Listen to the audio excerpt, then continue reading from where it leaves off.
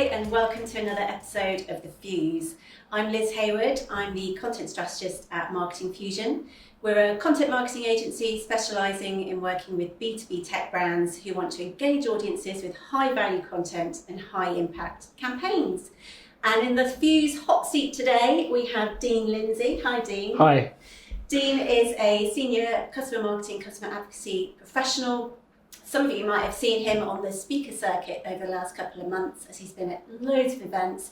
He's got a real voice in the industry on the topic we're talking about today, which is customer advisory boards.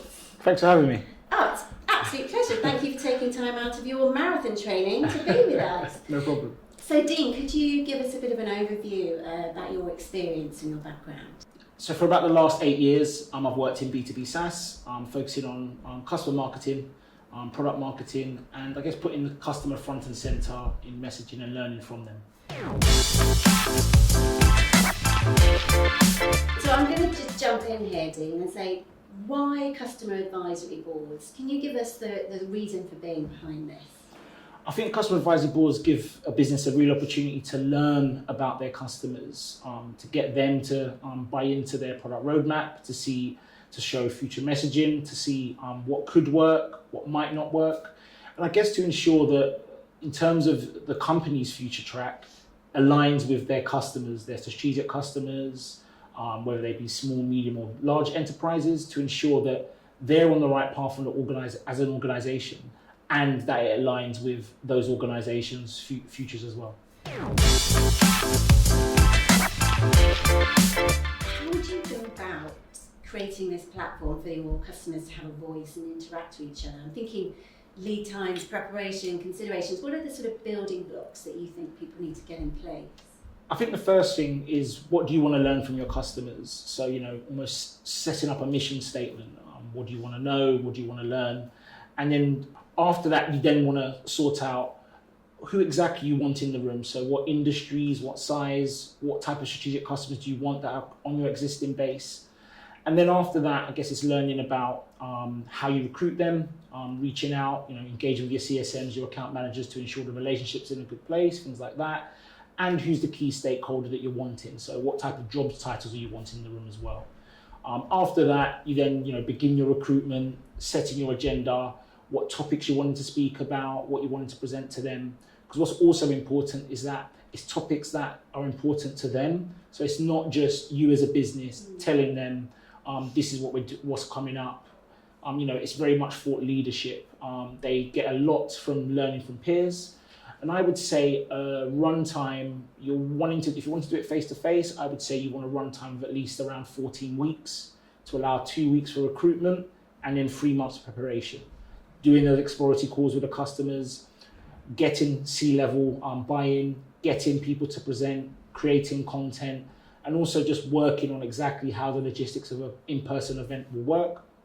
I think a good cadence is once every 3 months. So what I've found works really, really well is that you would almost recruit those merchants or customers for a period of 12 months, and then you would go back to them every 3 months. So a good way to do it is kick off the first one in person, meet and greet, get to know each other. You could do that across 2 days or 1 day. And then after that, virtual every 3 months works quite well because everyone's time is very precious.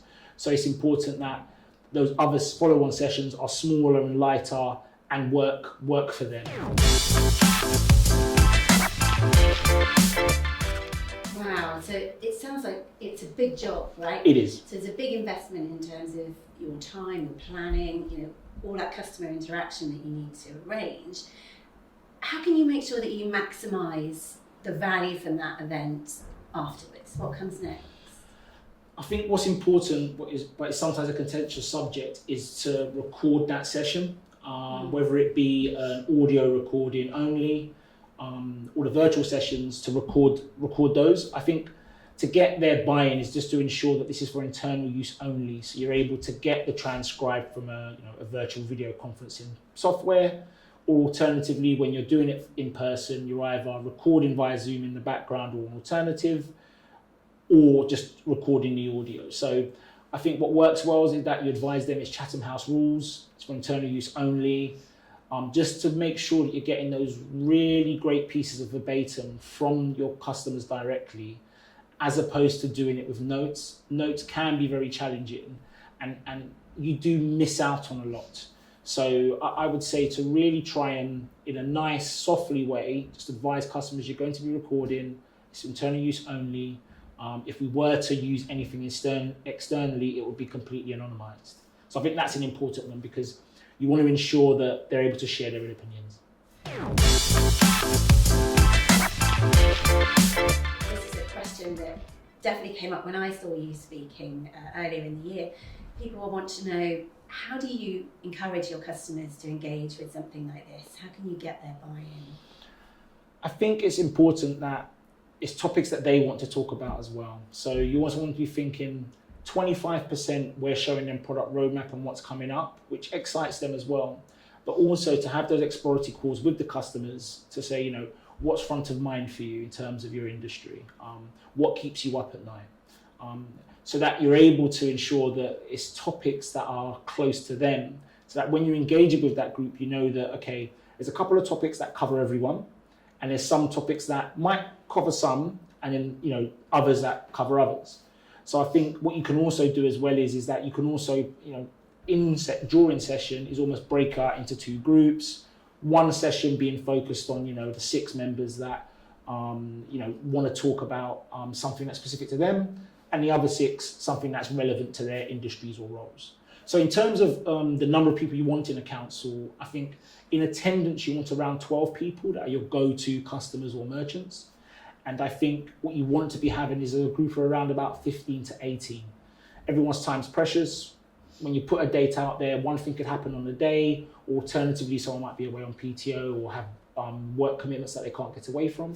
So I think you want to be landing on around about 15 to 18 as your core group, to then land 12 people per session, which I think is a really good number.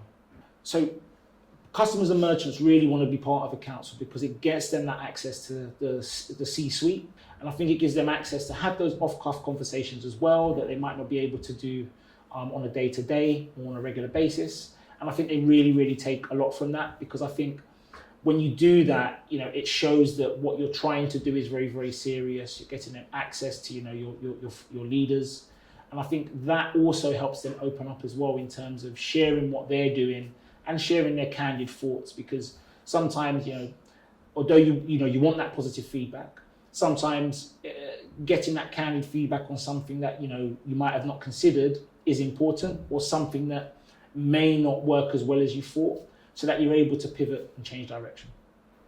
I guess that's really important to remember as well. It's not just an opportunity to gather loads of positive feedback and hear great things. You know, it's the rough with the smooth, which is just as important. You know, it's nice to hear, oh, everything you're doing is great, but that's not constructive. So I think it's important that when you're asked those tricky questions, and sometimes you might not have the answer there and then, but it gives you food for thought that you can go away and say, okay, that was a good point they raised there. That's something else we need to consider. And it really helps guide you in what you're doing and what you're delivering. So I think it's really important as well that once you've had these sessions, how you go about feeding that back into the business to ensure that everyone's aware. I think one good way is, you know, whether it be at a marketing all hands that you may have at your organisation or equivalent, to share, you know, the key takeaways from the session, who was in the room, what you spoke about. But I also think it's important that once you've recorded these, to have these, you know, ready and available internally to ensure that, I guess, everyone's got visibility on what occurred. And I think how you go about sharing that as well, via whether it be via a retrospective email to, you know, advise what happened and what worked and what didn't work, so that learnings are available to everyone at the organisation. And I think it's really important as well to, I guess, get buy-in from people that are experts in their field. So whether that be a product marketer with a recent launch, to get them to feed into your topics as well. So I think it's important that, you know, everyone knows about what's going on, to really sort of, I guess, develop those relationships with customers, whether it be via a customer success team or your account managers, because ultimately building those relationships are going to get them to be more loyal, more of an advocate, and also to really buy into your brand more.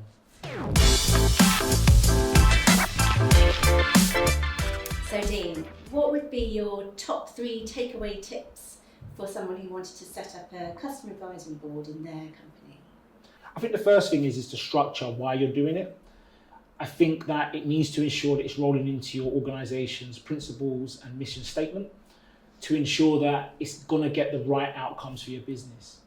Secondly, really think about who you want in the room. So is it what type of brand you want in the room, that from your existing customers, the size of those brands, the industries that they're in, also the job titles and type of people that you want in that room, and also make sure that you have a mix of people in terms of organisation and industry as part of your council, because that's really going to bring that diversity of thought and also different challenges that other people may be able to assist and help with. I think thirdly, ensure that you're getting executive buy-in in terms of deliverables, in terms of content, in terms of presenting as well, and also for them to be there at these events. It's really important for customers and your merchants that they're getting that C-suite and executive buy-in and that time with them to have those off-the-cuff conversations that they really, really get a lot with, and it builds those relationships, and that's what you're really wanting to do.